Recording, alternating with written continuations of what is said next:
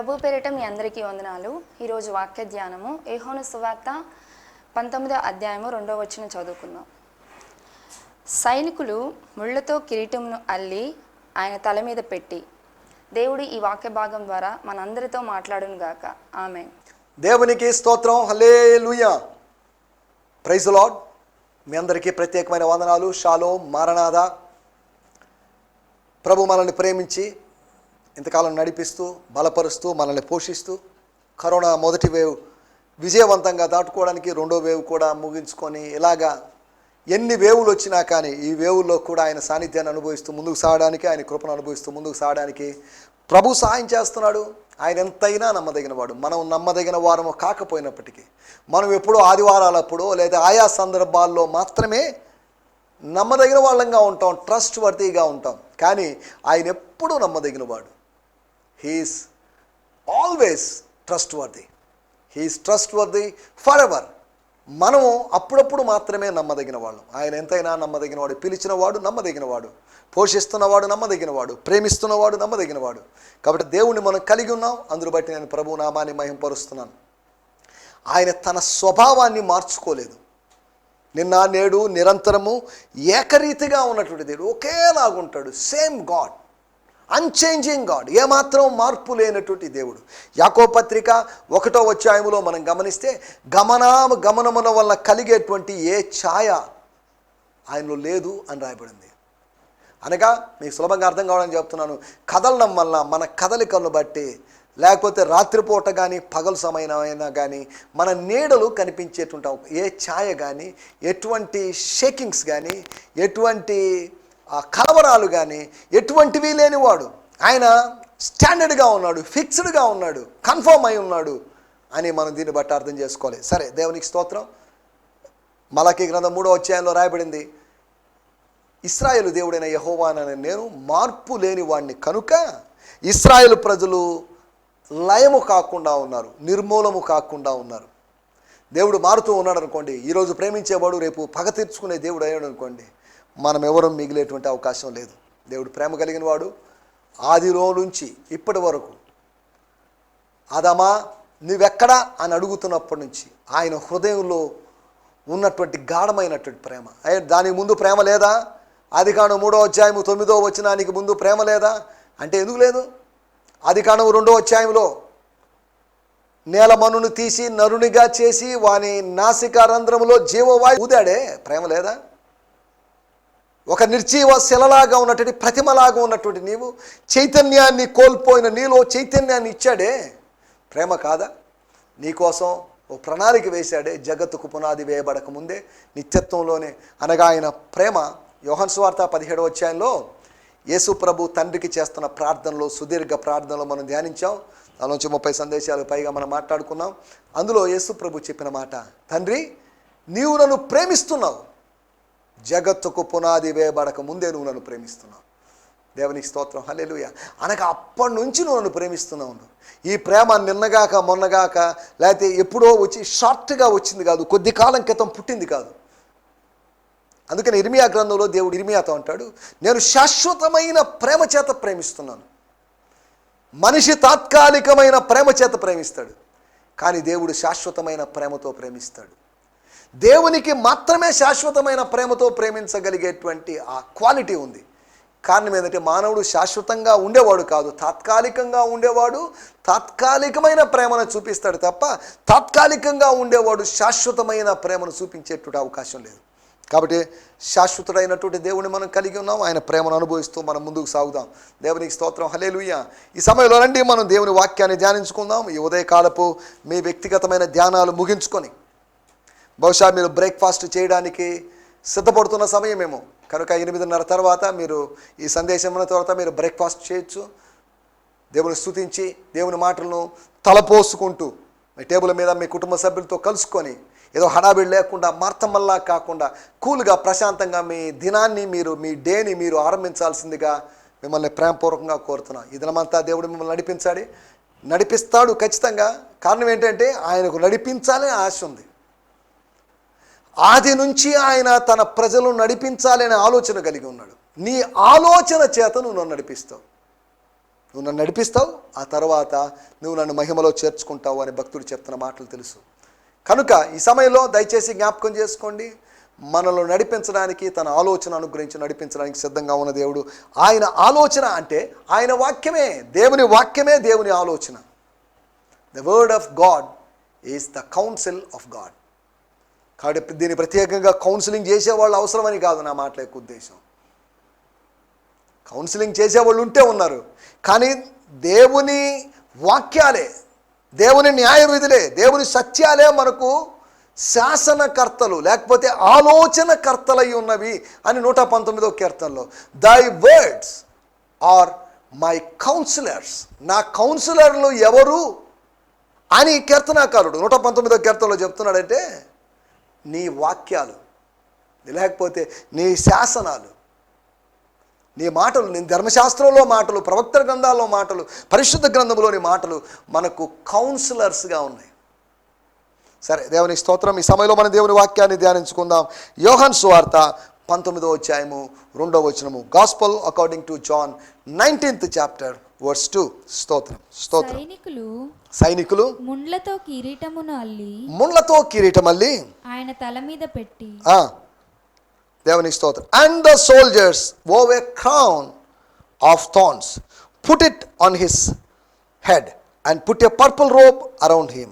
దేవుని స్తోత్రం. వాడుక భాషలో కూడా చదువుకుందాం. స్తోత్రం. భటులు ముళ్ళతో ఒక కిరీటాన్ని ముళ్ళతో కిరీటం అల్లి యేసు తలపై పెట్టారు. ఆయనకు ఊదా రంగు వస్త్రాన్ని తొడిగించారు. దేవుని స్తోత్రం. శిక్ష, సిలువ అనుభవం ఆరంభమైంది అనుకోవచ్చు, లేకపోతే సిలువ వేయబడ్డాడు చూసారా, సిలువ మీద చనిపోయాడు చూసారా, అది క్లైమాక్స్. సిలువ మీద 6 గంటలు వేలాడాడు అని చరిత్రకారులు చెప్తున్నారు. 6 గంటలు వేలాడింది, దానికి ముందు జరుగుతున్న సంఘటనలు మనం ఆలోచిస్తున్నాం. దానికి ముందు కూడా సిలువ ఉంది. అనగా యేసు ప్రభు జీవితమంతా శ్రమానుభవమే, యేసు ప్రభు జీవితమంతా సిలువ అనుభవమే. సిలువ నుంచి యేసు ప్రభుని విడదీయలేం. సిలువ యేసు ప్రభు కలిసి ఉన్నట్టుగా ఉన్నారు. అవి ఇన్సెపరబుల్గా, వారిరువురు విడదీయరానంతో అభేద్య బంధంలో ఉన్నట్టుగా మనం అర్థం చేసుకోవచ్చు. వచ్చిన విషయాన్ని మీకు జ్ఞాపకం చేస్తాను. కొన్ని సంవత్సరాల క్రితం ఒక చరిత్రకారుడు ఒక చక్కటి చిత్రాన్ని గీశాడు. ఆ చక్కటి చిత్రాన్ని గీయడం చాలా అర్థవంతమైనటువంటి ఆలోచన కలిగించేటువంటి చిత్రం. అదేంటంటే, యేసు ప్రభు తన తండ్రికి ఆ వడ్రంగి పనిలో సహాయం చేస్తున్నాడట. ఆయన వంగి ఏదో పని చేస్తున్నప్పుడు ఆయన మీద సూర్యరశ్మి పడి, ఆ సన్ రేస్ పడి ఆ షాడో కనిపించింది, అనగా నీడ కనిపించింది. ఆ నీడను కూడా చిత్రకారుడు ఎలా వేశాడంటే, సిలువాకారములో ఉన్నటువంటి నీడ. గమనించండి, ఆయన యొక్క ఆలోచన విధానం ఆలోచించండి. యేసు ప్రభు మీద లైటింగ్ పడితే సిలువ గుర్తొస్తుందని కాదు దాని అర్థం. ఆ చిత్రకారుడు చెప్పదలుచుకున్న విషయం ఏంటంటే, ఆయన సిలువను భరించడానికి సిద్ధంగా ఉన్నాడు, సిలువను భరించడానికి సిద్ధపడుతూ ఉన్నాడు అని చెప్పడము ఆయన ఉద్దేశమైంది. ఎంత అర్థవంతమైనటువంటి ఆలోచనాత్మకమైనటువంటి ఆ చిత్రము. సరే, దేవునికి స్తోత్రం. నేను ఎందుకు చెప్పానంటే ఈ మాట, యేసు ప్రభుకి సిలువ అనేది అది అకస్మాత్తుగా జరిగినటువంటి సంఘటన కాదు, ఆకస్మికంగా జరిగింది కాదు. ఆయనకి ముందే తెలుసు. సిలువను గురించిన ప్రవచనం అంటే ఒక నిలువు కొయ్య, ఒక అడ్డు కొయ్యను గురించిన ప్రవచనం కాదు నేను చెప్పేది. అనగా సిలువ అనుభవం. సిలువ అంటున్నప్పుడు సిలువ అనుభవం, the experience of the cross. సరే, దేవునికి స్తోత్రం, హల్లెలూయా. మనకు ఆలోచిస్తున్న విషయాలు, మన టైటిల్ సైనికులు, సోల్జర్స్ను గురించి మనం మాట్లాడుకుందాం. ఈ అధ్యాయంలో సోల్జర్స్ చేసినటువంటి 4 పనుల గురించి మీకు జ్ఞాపకం చేయాలని ఆశిస్తున్నాను. అదేంటది? సైనికుల గురించిన ధ్యానం దేనికి? సైనికులు యేసు ప్రభు పట్ల చేసిన విషయం, యేసు ప్రభు పట్ల వ్యవహరించిన విషయం అనే దాని గురించి మనం the 4 things of the soldiers in this chapter, in John 19, దాని గురించి మనం మాట్లాడుకోబోతున్నాం. అంటే సైనికుల గురించి, సైనికులు అని ఎంఫసైజ్ చేసి చెప్పాల్సిన అవసరం ఏంటి, సైనికులు అని నొక్కి వక్కాణించాల్సిన అవసరం ఏంటి అని మీరు అడగొచ్చు. మనల్ని కూడా దేవుని వాక్యంలో సైనికులుగా పోల్చబడింది. మనం క్రీస్తు యొక్క సైనికులం. అనగా దాని అర్థం, మనం సాల్వేషన్ ఆర్మీ వాళ్ళము, రక్షణ సైనికులము, రక్షణ సైన్యానికి చెందిన వాళ్ళు అనే ఒక డినామినేషన్కి చెందిన వాళ్ళమని కాదు. రెండవ తిమోతి పత్రిక 2వ అధ్యాయంలో అపోస్తలుడైన పౌలు అంటాడు, క్రీస్తు యేసు యొక్క మంచి సైనికుని వలె పోరాడు. మంచి పోరాటం పోరాడితే ఒక సైనికుడు పోరాడాడు. సైనికుడే కాదు, సగటు మనిషి కూడా పోరాడుతున్నాడు. సేవలో ఉన్నవాడు పోరాడుతున్నాడు. ఆత్మీయ జీవితంలో ఉన్నవాడు పోరాడుతున్నాడు. పౌలు తన కుమారుడైనటువంటి తిమోతికి చెప్తున్న మాట, తన ఆత్మీయ కుమారునితో చెప్తున్న మాట, మంచి సైనికుడిగా, I want to see you as a good soldier. ప్రతి విశ్వాసి ఒక మంచి సైనికుడిగా కనిపించాలి. సైనికుడు అంటే నిద్రపోతో, తిండిపోతో, తిరుగుబోతు కాదు. సరిహద్దులో ఉండేటువంటి బిఎస్ఎఫ్ జవాన్లు మనకు తెలుసు, వాళ్ళు తమ ప్రాణాన్ని కోల్పోతుంటారు. వాళ్ళ కోసం కాదు, కుటుంబం కోసం కాదు, దేశం కోసం. ఈ సైనికులందరికీ పెద్దగా అధిపతిగా, సేనాధిపతిగా, సైన్యములకు అధిపతిగా ఉన్నటువంటి ప్రభువుని మనం జ్ఞాపకం చేసుకోవాలి. ఆయన తన ప్రాణాన్ని అర్పించాడు. చిన్న చిన్న సైనికులు చనిపోవచ్చు, లేకపోతే చెస్ ఆటలో మన మెల్లగా ఆరంభమైన ఆట చిన్న చిన్న వాటిని చంపుకొని, భటుల్ని సిపాయిని చంపుకొని, తర్వాత అవసరమైన ఏనుగునో లేకపోతే గుర్రానో ఇలాగ చంపుకొని ఫైనల్గా రాజు దగ్గరికి వెళ్తాం.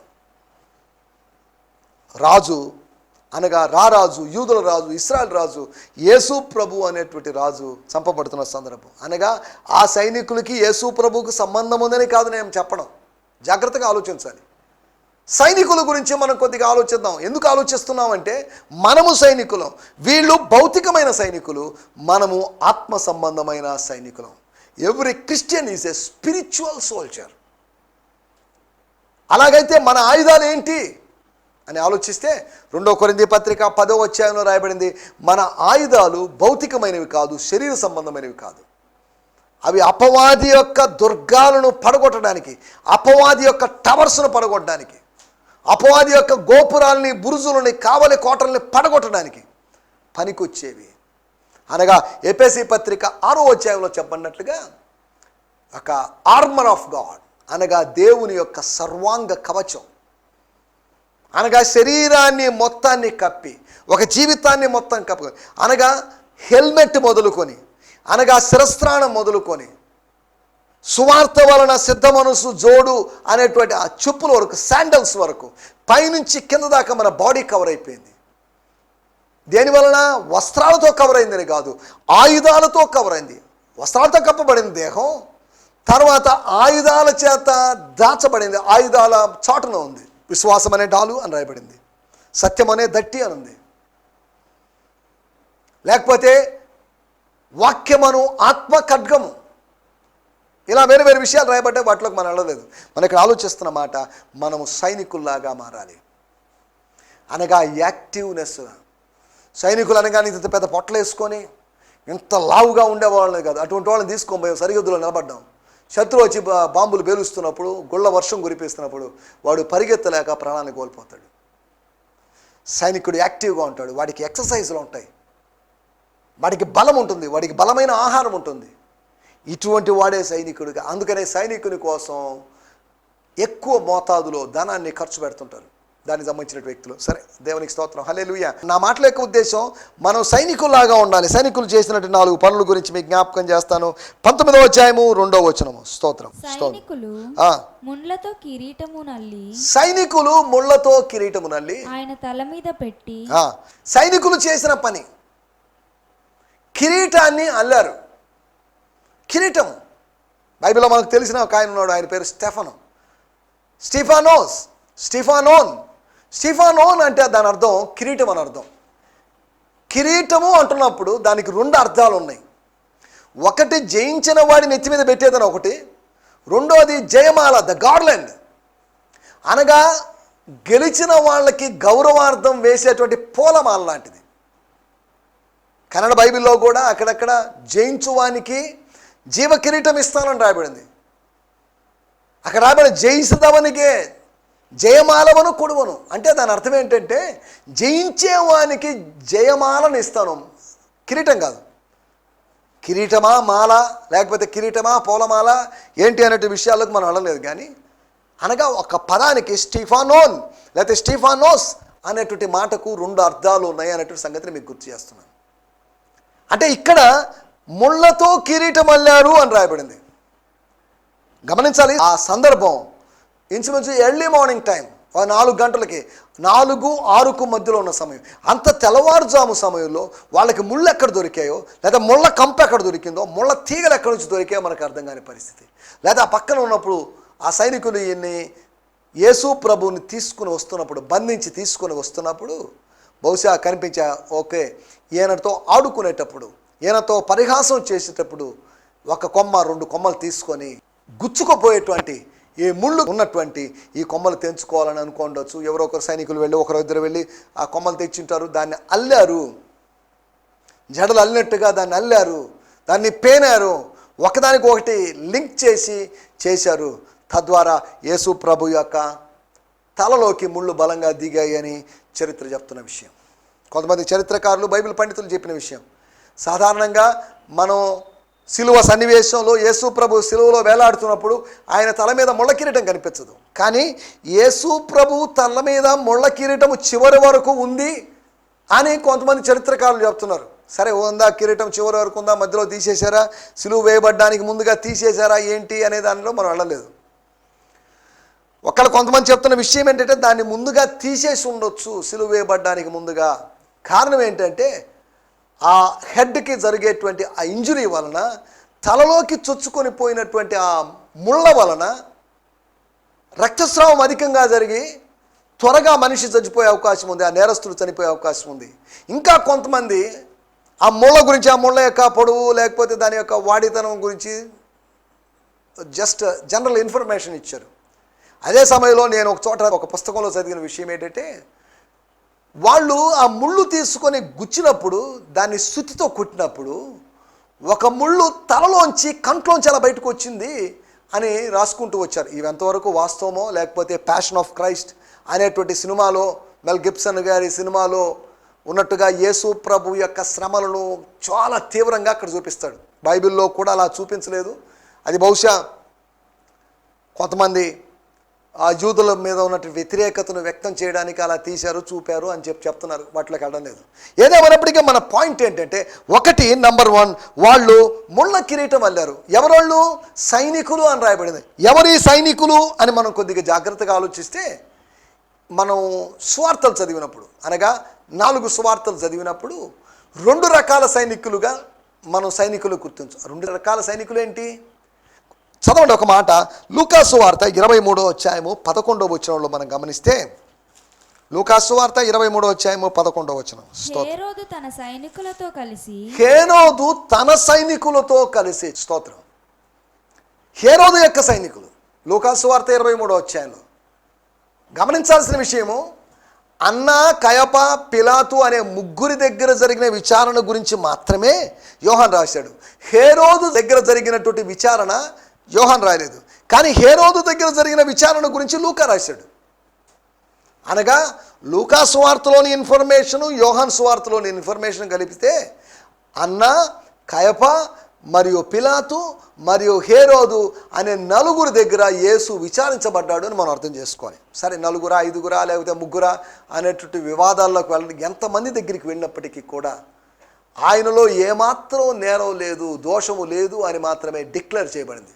హేరోదుకి అనిపించింది, అన్నా, కయప మాత్రం న్యూట్రల్గా ఉన్నారు. ఆయన అది చేశాడు, ఇది చేశాడు, ఆ తప్పు అన్నాడు, ఈ తప్పు చేశాడు, లేదా ఆ మాట అన్నాడు, ఈ మాట అన్నాడు అని అన్నారే కానీ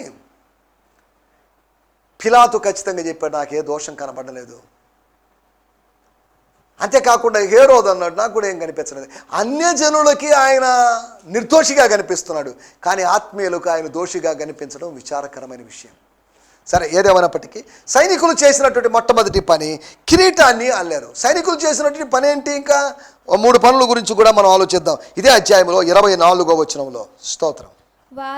వారు దానిని చింపక, అనగా సైనికులు, అనగా 2 సైనికులు ఉన్నారు, అనగా హేరోదు సైనికులు, పిలాతు సైనికులు.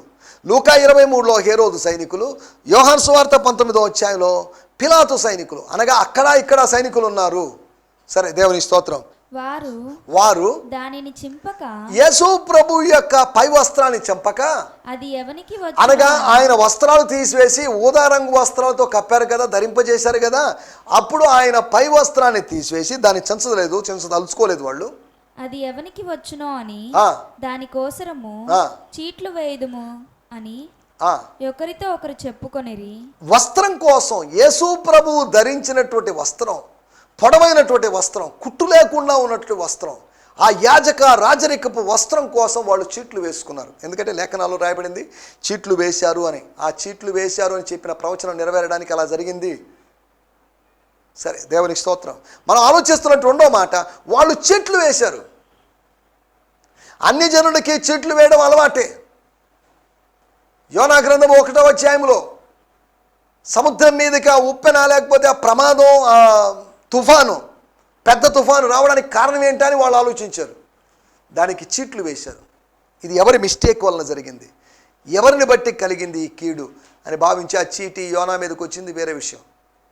యోనా మీదకి వచ్చింది కాబట్టి సరిపోయింది. వేరే వాళ్ళ మీదకి వచ్చింటే వాళ్ళు ఏం చేయని నేరానికి వాళ్ళు శిక్షించబడిండేవాళ్ళు. కానీ కరెక్ట్గా అది యోనా మీదకి పడడం, యోనా ఒప్పుకోవడం, యోనాని ఎత్తి సముద్రంలో వేయడం, ఇవన్నీ మనకు తెలిసిన విషయాలే. రెండోది, వాళ్ళు చీట్లు వేశారు. వస్త్రం కోసం చీట్లు వేశారు. ఆయన వస్త్రాన్ని పంచుకోవడం కోసం పిలాతు ఆజ్ఞ ఇవ్వలేదు. అనగా వీళ్ళేదో కొల్ల సొమ్ము పంచుకుంటున్నారని కాదు. The spoil, they were not sharing the spoil. వాళ్ళకి ఆ పని లేదు. కానీ ఆయన వస్త్రాన్ని కూడా పంచుకోవడానికి, ఆయన అర్ధనగ్నంగా మారడానికి, ఆయన మరింత అవమానానికి గురి కావడానికి, ఆయన వస్త్రం లేనివాడుగా గురి కావడానికి కారకులయ్యారు వీరు. ఆ రోజు ఆకాను ఆశపడినట్లుగా షీనారు వస్త్రం కోసం, బబులోను వస్త్రం కోసం, బాబిలోనియన్ గార్మెంట్ కోసం, అదే ఆత్మను కలిగిన వాళ్ళేమో. ఆకాను ఆత్మ, దొంగలించేటువంటి యూదా ఇస్కరియోతు ఆత్మ, అపవాది ఆత్మను కలిగిన వాళ్ళేమో. వస్త్రముల చేత కప్పబడాల్సినటువంటి యేసు వస్త్రహీనుడుగా, వస్త్రరహితుడిగా మారిపోయి సిలువలో అవమానానికి గురాడు. ఒకటి, సైనికులు కిరీటం అల్లారు. కిరీటాన్ని అల్లాల్సింది కాదు, కిరీటం తయారు చేయబడాలి. అది వెండిదో, లేకపోతే బంగారుదో, పంచలోహాలతోనో, ఇంకేదైనా వేరే మిశ్రిత లోహాలతో చేయబడిందైనా కానీ దాన్ని అల్లేటువంటి అవకాశం లేదు. కానీ ముళ్ళ కిరీటాన్ని ధరించినటువంటి ఏకైక రాజు ఎవరైనా ఉన్నారంటే ఆయన యేసు ప్రభు మాత్రమే.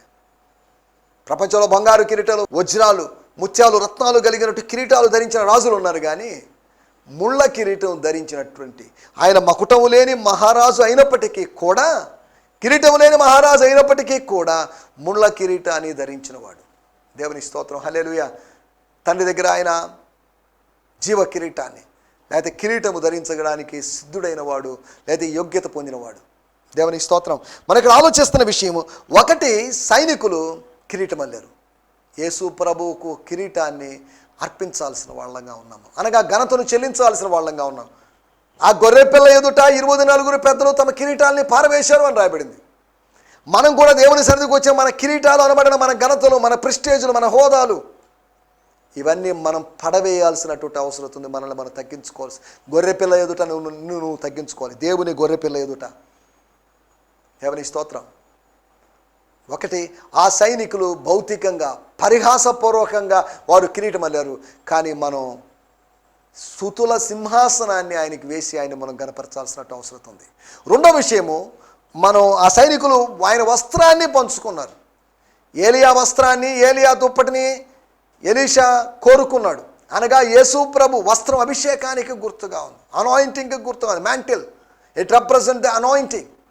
కాబట్టి యేసు ప్రభు యొక్క అభిషేకాన్ని పొందేవాళ్ళుగా ఉండాలి ఆత్మ సంబంధమైన సైనికులు అయినటువంటి మనం. మూడో విషయాన్ని నేను మీకు జ్ఞాపకం చేస్తాను. ఇదే అధ్యాయం 32వ వచనం. స్తోత్రం.